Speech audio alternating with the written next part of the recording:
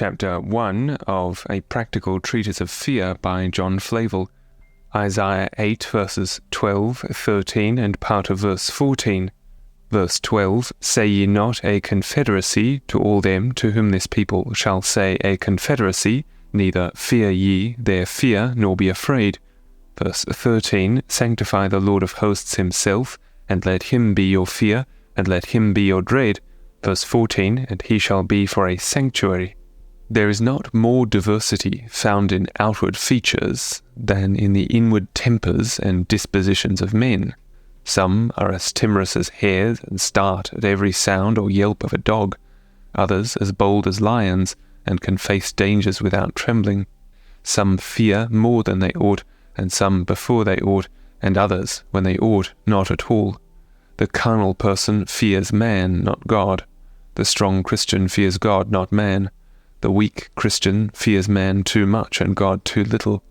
There is a fear which is the effect of sin springing from guilt and hurrying the soul into more guilt, and there is a fear which is the effect of grace springing from our love to God and his interest, and driving the soul to God in the way of duty. The less fear any man hath, the more happiness, except it be of that fear which is our happiness and our excellency.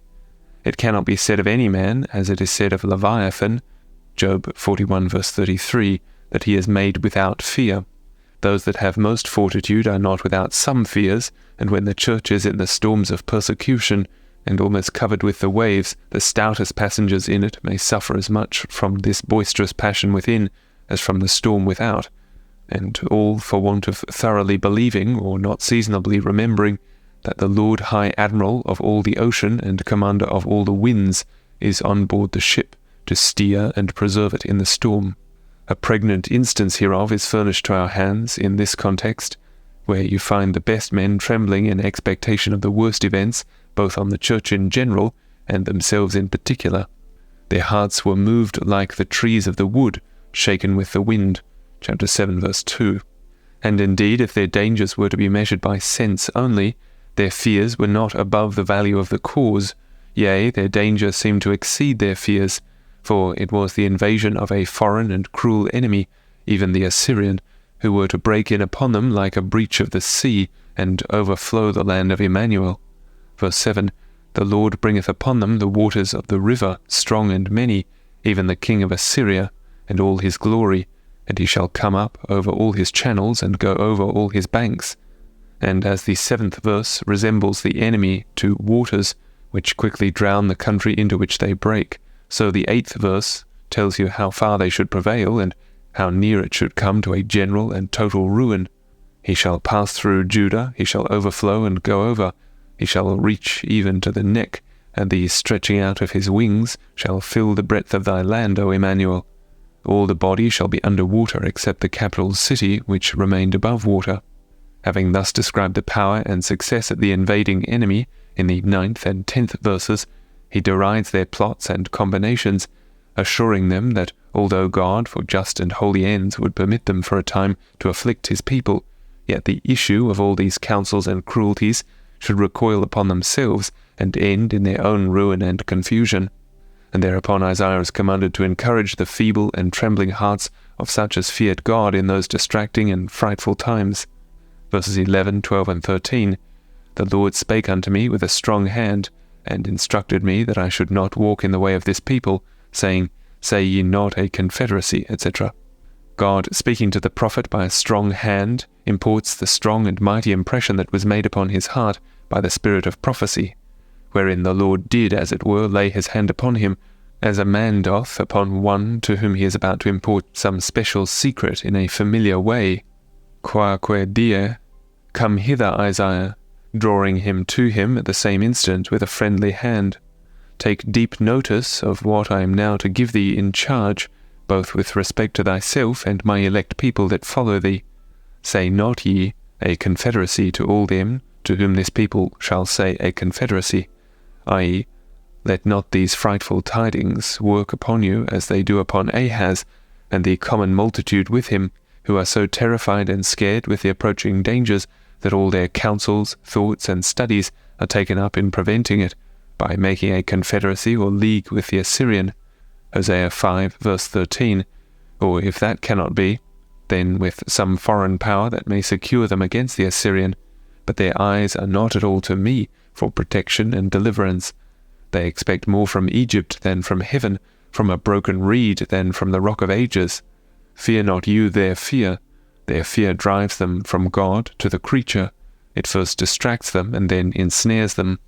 But on the contrary, see that thou and all the faithful in the land with thee do sanctify me in your hearts, and make me your fear and dread, i.e., rely upon me by faith in this day of trouble, and see that you give me the glory of my wisdom, power, and faithfulness, by relying entirely upon those my attributes engaged for you in so many tried promises, and do not betake yourselves to such sinful and vain shifts as those do that have no interest in me nor experience of me. This is the general scope and design of the text, wherein more particularly you have 1. An evil practice prohibited, 2. An effectual remedy prescribed, 3. A singular encouragement to apply that remedy. 1. An evil practice prohibited, fear not their fear, neither be afraid. This is that sinful principle which was but too apt to incline them to do as others did, to wit, to say, a confederacy. Sinful fears are apt to drive the best men into sinful compliances and indirect shifts to help themselves. Their fear may be understood 2 ways. 1. Subjectively. 2. Effectively. 1. Subjectively, for the selfsame fear wherewith the carnal and unbelieving Jews feared, a fear that enslaved them in bondage of spirit, a fear that is the fruit of sin, a sin in its own nature, the cause of much sin to them and a just punishment of God upon them for their other sins. 2. Effectually. Let not your fear produce in you such mischievous effects as their fear doth, to make you forget God, magnify the creature, prefer your own wits and policies to the almighty power and never-failing faithfulness of God. If you say, but how shall we help it? 2. Why, in the next place, you have an effectual remedy prescribed. But sanctify the Lord of hosts himself, and let him be your fear and your dread. The fear of God will swallow up the fear of man. A reverential awe and dread of God will extinguish the slavish fear of the creature, as the sunshine puts out fire, or as the one fire fetches out another. So will this fear fetch out that. By sanctifying the Lord of hosts himself is meant a due ascription of the glory of his sovereign power, wisdom, and faithfulness, not only in verbal and professed acknowledgments thereof, but especially in those internal acts of affiance, resignation, and entire dependence on him, which, as they are the choicest respects of the creature towards its God, and give him the greatest glory, so they are certainly the most beneficial and comfortable acts we can perform for our own peace and safety in times of danger. If a man do really look to God in a day of trouble and fear as to the Lord of hosts, i.e., one that governs all the creatures and all their actions, at whose beck and command all the armies of heaven and earth are, and then can rely upon the care and love of this God, as a child in danger of trouble reposes on and commits himself with greater confidence to the care and protection of his Father. Oh, what peace, what rest must necessarily follow upon this! Who would be afraid to pass through the midst of armed troops and regiments, whilst he knows that the general of the army is his own father? The more power this filial fear of God obtains in our hearts, the less you will dread the power of the creature. When the dictator ruled at Rome, then all other officers ceased, and so in a great measure will all other fears when the fear of God is dictator in the heart. This is the remedy. 3. And to enable us to apply this remedy in the worst and most difficult times, we have a singular encouragement proposed. If we will thus sanctify the Lord of hosts himself by such an acknowledgment of and childlike dependence on him in times of danger, then he will be to us for a sanctuary, asilo loco, i.e., he will surely protect, defend, and provide for us in the worst times and cases.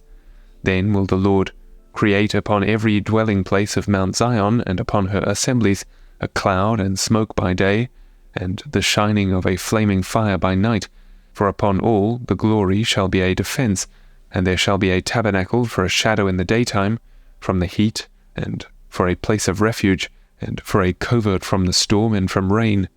Let the winds roar, the rain beat, the lightnings flash. You are in safety and have a good roof over your heads. Hence, these 2 points of doctrine offer themselves. Doctrine 1, that the best men are too apt to be overcome with slavish fears in times of imminent distress and danger. Doctrine 2, that the fear of God is the most effectual means to extinguish the sinful fear of men and to secure us from danger.